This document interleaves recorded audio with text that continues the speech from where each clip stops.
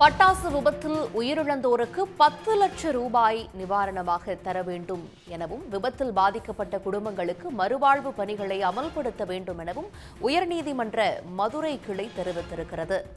விவரங்களோடு இணைகிறார் எமது செய்தியாளர் ரஃபீக் ராஜா. எந்த வழக்கில் இதுபோன்ற நிவாரணம் தொடர்பான உத்தரவுகள் பிறப்பிக்கப்பட்டிருக்கு? நிச்சயமாக சிவகாசியை சேர்ந்த சமுத்திரவள்ளி, காளீஸ்வரி, வேலுத்தாய் உள்ளிட்ட பலர் உயர்நீதிமன்ற மதுரை கிளையில் மனுக்களை தாக்கல் செய்திருந்தனர். அந்த மனுவினுடைய முக்கிய சாராம்சம் என்பது, கடந்த வருடங்களில் இவருடைய கணவர்கள் பட்டாசு ஆலைகளில் பணியாற்றி வெடி விபத்தின் போது உயிரிழந்துள்ளனர். இவர்களுக்கு இழப்பீடு வழங்க வேண்டும், அதாவது 5 லட்சம் ரூபாய் இழப்பீடு வழங்க வேண்டும் என்று அந்த மாவட்டத்தினுடைய மாவட்ட ஆட்சியர் அரசுக்கு பரிந்துரைத்துள்ளார். ஆனால் அரசு தரப்பிலிருந்து 1 லட்சம் ரூபாய் மட்டுமே இழப்பீடு வழங்கப்பட்டுள்ளது. எனவே இது எங்களுக்கு போதுமானதாக இல்லை, தாங்கள் குழந்தைகளோடு உள்ளதால் எங்களுக்கு இந்த இழப்பீடு தொகையை அதிகரிக்க வேண்டும், அது மட்டுமல்லாமல் சத்துணவு மற்றும் அரசு விடுதிகளில் வேலை வாய்ப்பு வழங்க வேண்டும் என்றுதான் உயர்நீதிமன்ற மதுரை கிளையில் மனுவினை தாக்கல் செய்திருந்தனர். இந்த மனுதான் நீதிபதி புகழேந்தி அவருடைய அமர்வில் விசாரணை செய்யப்பட்டு தற்போது உத்தரவு பிறப்பிக்கப்பட்டுள்ளது.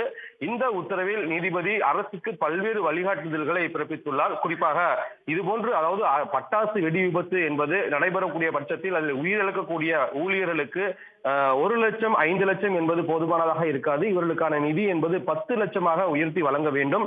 இது மட்டுமல்லாமல் இதில் பாதிக்கப்படக்கூடிய அந்த குடும்பத்தினருக்கு அரசு வேலை வழங்குவது அல்லது மறுவாழ்வு செய்வது சம்பந்தமாக அரசு உரிய முடிவு எடுக்க வேண்டும்.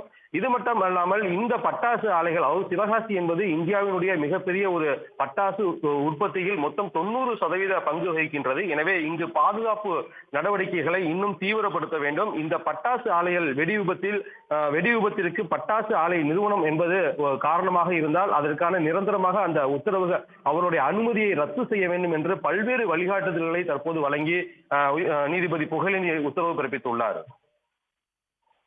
விவரங்களுக்கு நன்றி ரஃபீக் ராஜா. உடனுக்குடன் செய்திகளை தெரிந்து கொள்ள சன் நியூஸ் பெல் ஐகானை கிளிக் பண்ணுங்க.